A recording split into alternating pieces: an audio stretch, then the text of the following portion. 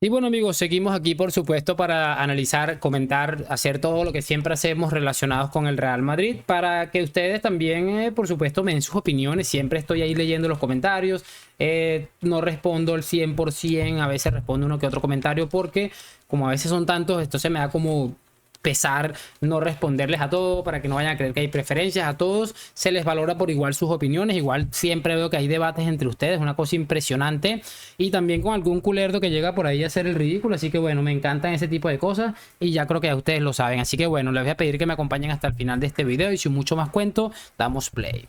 Y muy buenas a todos chicos, bienvenidos nuevamente a este su pequeño espacio para madridistas. Ya ustedes lo saben, aquí traemos información relacionada con el Real Madrid, el 14 veces campeón de Europa, pero también con el mundo del fútbol en general. Y lo que les estaba comentando muchachos, vamos a repasar unas cosas más que chéveres, más que interesantes que me he encontrado el día de hoy y que la verdad me han parecido excesivamente brillantes. Quiero empezar hablando rápidamente de una noticia que dio el diario AS, que dice que el nuevo Bernabéu generará unos ingresos inmediatos de 166 millones de euros. Esto hará que los ingresos totales del Real Madrid aumenten más de 1.000 millones de euros o billones de euros, creo que es lo que dice aquí. Una cosa absolutamente impresionante lo que está haciendo Florentino con el Bernabéu. Bueno, definitivamente se la ha sacado, pero bueno, ya eso es otro punto que seguramente tocaremos más adelante.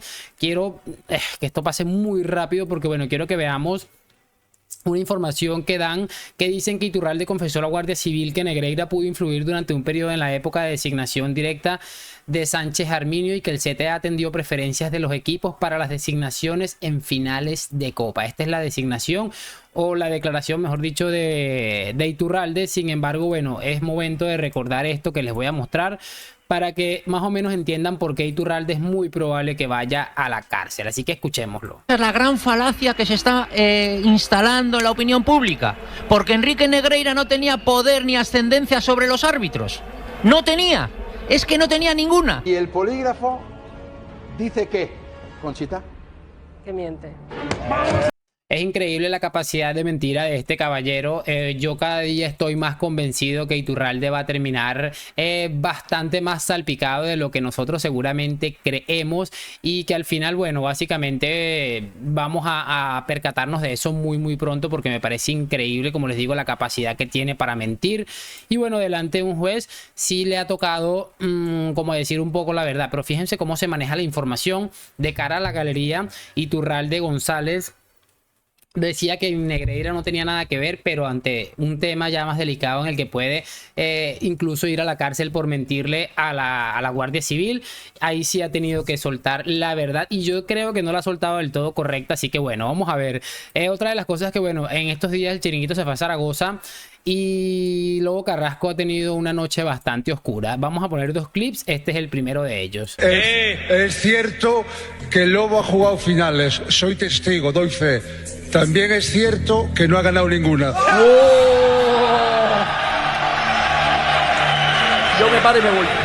Yo me paro y me voy. Demasiado bestia lo que... A mí yo de verdad me da mucho pesar de este señor. A mí me da mucha cosa y si fuera mi abuelo seguramente ya lo habría internado porque tiene un problema serio.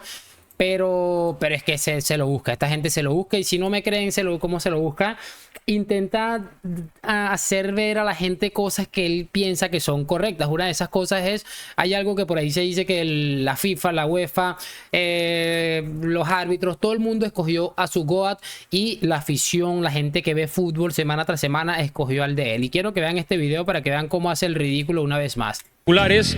Pero con alguien que está por encima de los colores para mí, porque el que no le guste Messi es que no le gusta el fútbol.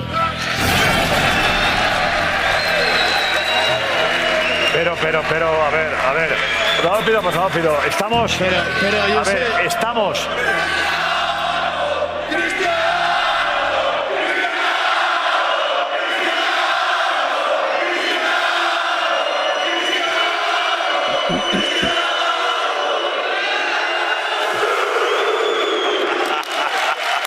Bueno, más allá del ridículo espantoso que hizo Edu Aguirre sobre el final, creo que es brutal. Yo no es que tome esto tan serio, seguramente, pero me parece muy bestia lo que termina sucediendo, porque da un ejemplo claro de cómo la gente se ha dado cuenta de un futbolista que ha batallado contra todo y contra todos, y uno que ha estado siendo favorecido durante muchísimo tiempo.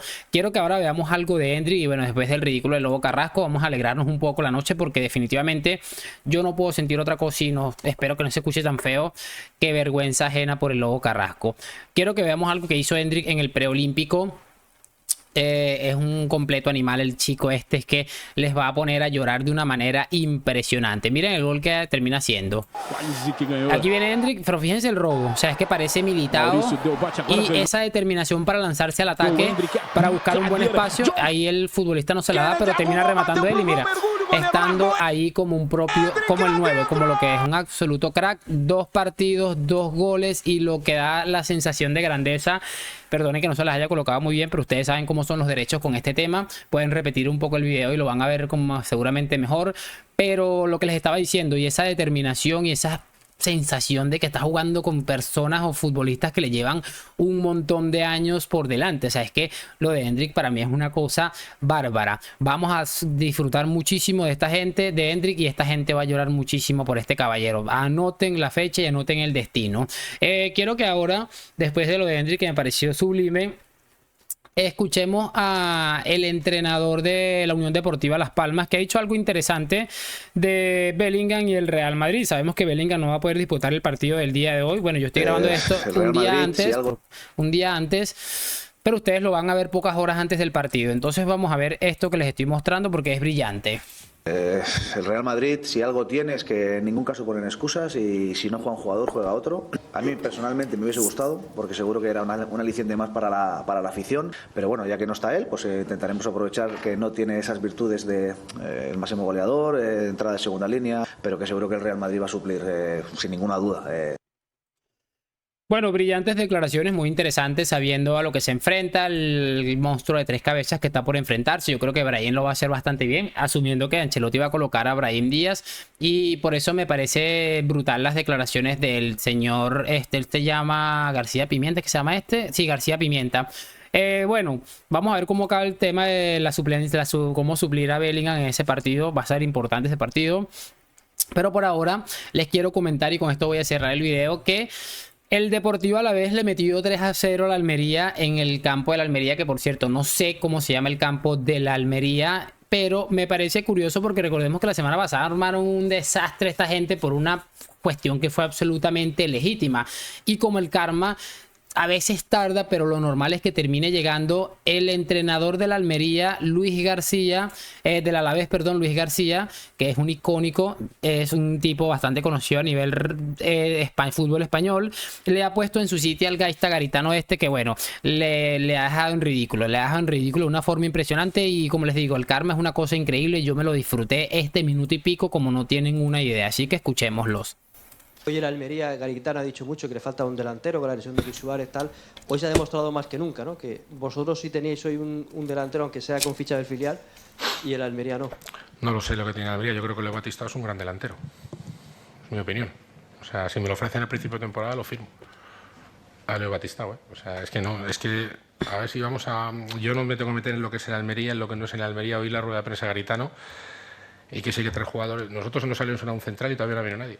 Somos el último presupuesto de la categoría. Estos han hecho fichajes de 50 millones, o han gastado, no sé cuánto, no uno de 50, sino sumando. Estamos haciendo las cosas muy bien y compitiendo muy bien. Y chavales de muy jóvenes, muy jóvenes. Entonces, que no nos quiten mérito de que tenemos delantero o no tenemos. Ya te digo, si tú me ofreces a Leo Batistao al principio de temporada, lo firmo. O sea, que no me digan que no tienen delanteros, que sí que tienen. O sea, y después lo que tienen, y firman a Luca ahora, y se oye que puede venir otro, y...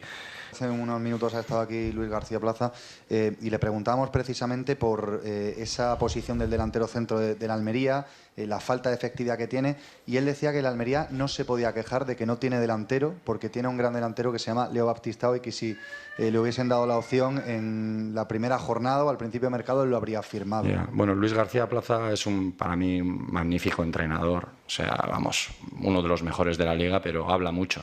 Y no es la primera vez, y habla siempre de los demás, y lo que tiene que hacer es, en una situación como esta, ser respetuoso y preocuparse de su equipo, que juega muy bien y está muy bien trabajado, pero debería de ser más respetuoso, porque no es la primera vez que habla de los demás.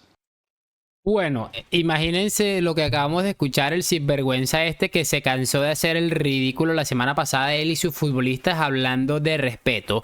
Si hubiera sido así y tu discurso tuviera validez, la semana pasada hubiéramos escuchado, bueno muchachos, tal vez han habido acciones que, para mí, creo, tal vez han habido acciones que nos han caído de un lado, del lado incorrecto, tal vez el árbitro se ha equivocado.